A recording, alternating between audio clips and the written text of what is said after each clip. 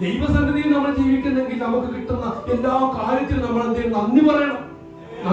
വിശേഷം 17-ാം അധ്യായത്തിന്റെ 15 തുടങ്ങി 17 വരെയുള്ള തിരുവചനങ്ങളിൽ നമ്മൾ വായിക്കുന്നത് ഇങ്ങനെയാണ്.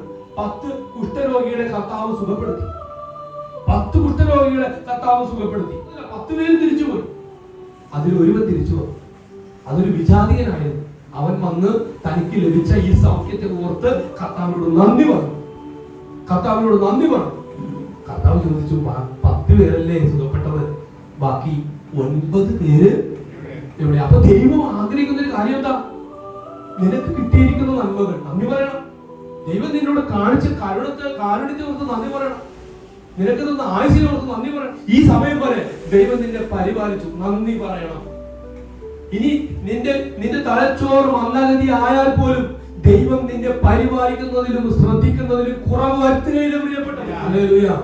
ഇങ്ങനെ കർത്താവ് നമ്മുടെ ജീവിതത്തിൽ ഇടപെട്ട് നമ്മളെ നടത്തണമെങ്കിൽ, നമ്മുടെ ജീവിതത്തിൽ കർത്താവ് ചില കാര്യങ്ങൾ ക്രമീകരിക്കണമെങ്കിൽ നന്ദി പ്രകാശിപ്പിക്കണം. ഞാൻ ദൈവത്തിന് എന്നെ കൊടുത്തു എന്ന് പറഞ്ഞിട്ട് എനിക്ക് ഇഷ്ടമുള്ളത് പോലെ ഞാൻ ജീവിച്ചതുകൊണ്ട് പ്രയോജനം ഇല്ല. അതേസമയം ഞാൻ എന്നെ കർത്താവിന് കൊടുത്തിട്ട് കർത്താവ് ആഗ്രഹിക്കുന്നത് പോലെ ഞാൻ ജീവിക്കുകയാണെങ്കിൽ അതിനേക്കാളും വലിയ നന്ദി ഇല്ല. എന്നാൽ ഞാൻ പറയാം പ്രിയപ്പെട്ടവരെ, ഇന്ന് നമ്മൾ പാപത്തിലാണോ? വിശുദ്ധിയിൽ ജീവിക്കാൻ ശ്രമിക്കും. ദുഃഖത്തിലാണോ? സന്തോഷത്തിൽ ജീവിക്കാൻ ശ്രമിക്കും. ഈശോ ഇതാ ആഗ്രഹിക്കുന്നത്.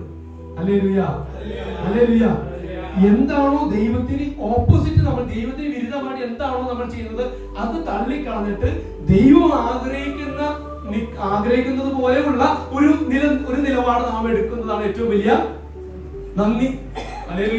2 കൊറിന്ത്യർ 5:15 ജീവിക്കുന്നവർ ഇനിയും തങ്ങൾക്ക് വേണ്ടി ജീവിക്കാതെ തങ്ങൾക്ക് വേണ്ടി മരിക്കുകയും ഉയർക്കുകയും ചെയ്തവന് വേണ്ടി ജീവിക്കേണ്ടതിനാണ് അവൻ എല്ലാവർക്കും വേണ്ടി മരിച്ചത്.